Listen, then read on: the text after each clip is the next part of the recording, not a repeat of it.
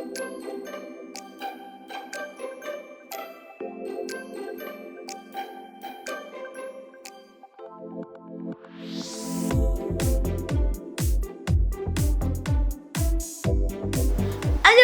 guys! Ayun, so for today is my off. Ayun, so I hope you guys are okay and healthy. Ayun, so let's do this na. So, syempre, alam mo naman na siguro may idea naman na kaya ko nung lulutuin natin yan. So, ayan. Lutuin natin yung tteokboki. Kaso nga lang, wala akong rice cake. Meron lang akong fish cake. Pero goods na din yan. So, tara! Lutuin na natin! So, ayan, sobrang easy lang ng mga ingredients natin. Makikita naman siya sa mga Korean store. So, for ingredients, ito na. Fish cake, tapos onion leeks, then yung sauce, ito. Binibili ko siya dun sa Korean store, dun sa may Timo. Nakalimutan ko yung pangalan niya. Sinlamart yata yun. Tapos, onion, then, dashi, pampalasa, then, ito, yung gochujang. Pwede yung gochujang, tas ito, pwede din to. Kasi hindi naman siya manghang. Pero, yung gochujang kasi, mas manghang siya. So, perfect. Yun, kung gusto mo ng super spicy. Ayan. So, tara! Lutuin na natin. So, let's cut this thing na. So, maunti lang. Maliliit lang yung size niya.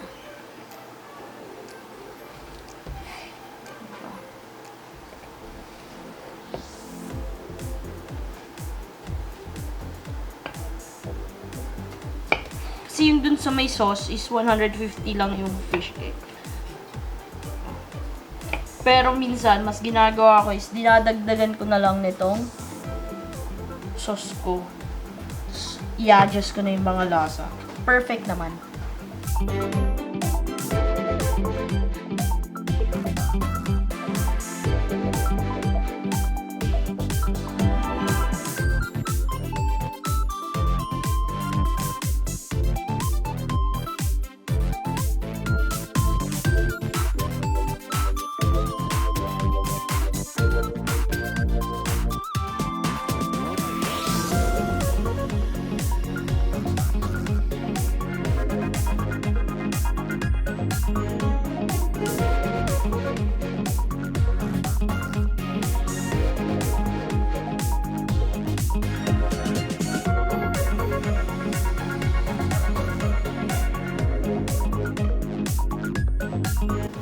So, umpisahan na natin. Ito na.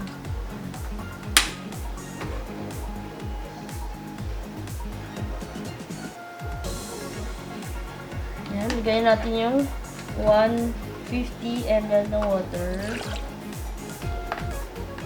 As per the sauce. It is. Tapos, ligayin na natin din itong sauce.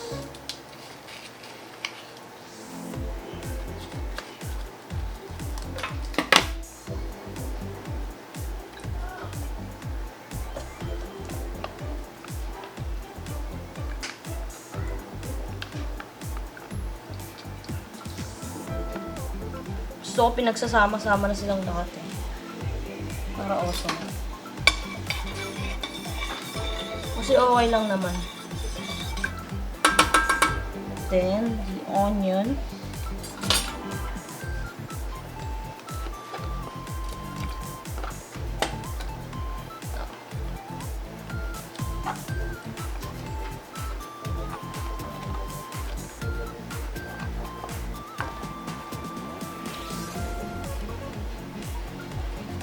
Tira tayo pang garnish mamaya. Yeah.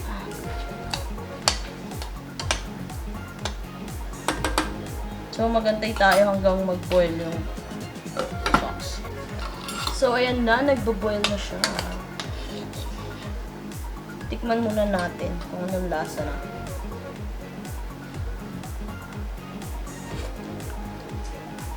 Okay na. Pero, gusto ko pa siyang dagdagan ng onti lang.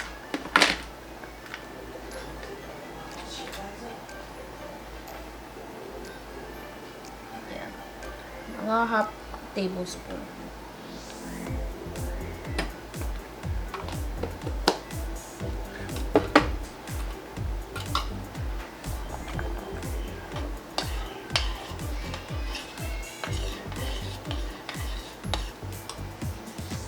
So, kasi yung medyo malapot yung sauce niya.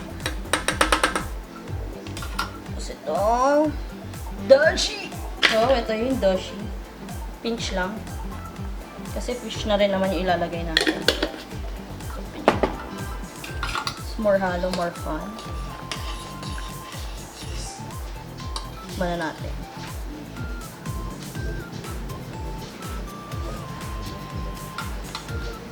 That'll do. Eh, lagyan natin ng ating sugar din.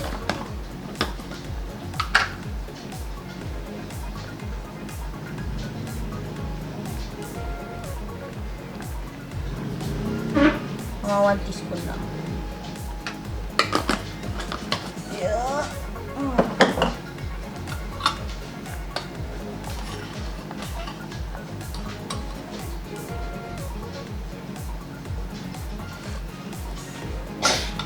Perfect. So, lagyan na natin yung fish cake.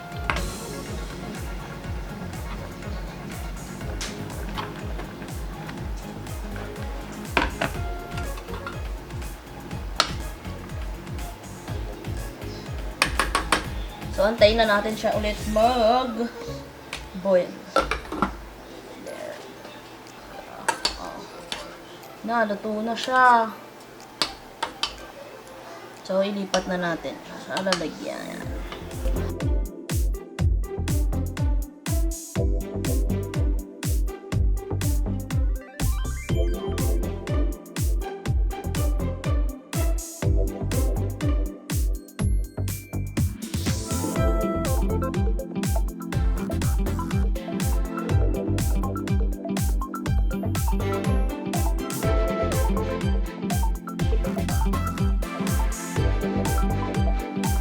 So, ayun, nataos na tayo. Ito na yung finished product natin.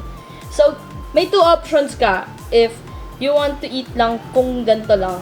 Yung fish cake lang and sauce. Tapos ito, meron na tong noodles. Parang tawag nila is ramyeon.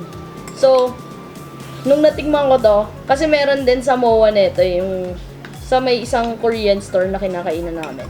May noodles, sasang sarap, di ba? Sobrang busog mo na. Kasi may noodles ka na, di ba? So, may fish cake ka pa. Tapos ito, pero depende pa rin sa'yo. Pero, either naman is masarap. Yun. So, try na natin.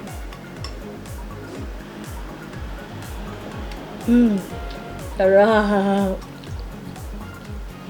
Sarap-sarap talaga. Ito, noodles.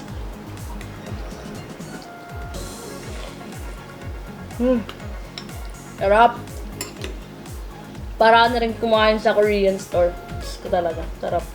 Yung mga mahilig sa Korean dyan, tag your friends na. Sobrang sarap talaga. So, may enjoy nyo talaga to. Tapos ngayon, sakto umuulan-ulan pa, di ba? Kasi maanghang. Tapos, sobrang chill habang kumakain ka. Di ba? Sarap. Tapos, ayan. Meron din ito. Kasi pumunta din kasi ako sa Korean store. Bumili na rin ako na itong favorite ko na drink. Yung Bingray na strawberry. Bagay na bagay ito dito. Kasi yun nga lang. Kumain na yung tiyan mo, diretso ka sa CR mamaya. Pero at least kumain ka ng masarap, di ba? So, diba?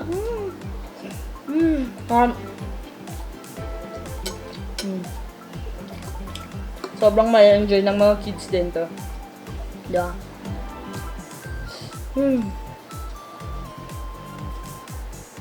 Kahit anong noodles, pwede mong gamitin. Pero mas maganda yung pag yung noodles na galing dun sa mga pang-Korean na ano. Yung mga nasa pack. Yun. Pero ito kasi, wala akong available. So, ang ginamit ko lang sa Lucky Me na noodles. Sinanggal ko na lang muna yung powder. Tapos, niluto ko yung noodles. Tapos, ayun.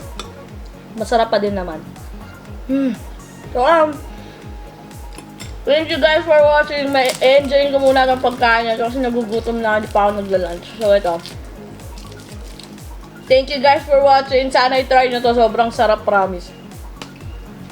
Sobrang easy na lang gawin. Kayang-kayang ano. Ang dami naman mga Korean store na rin. Tsaka sa mga grocery, meron na rin available. So, Enjoy guys! Thank you for watching! See you again sa next vlog! Bye-bye!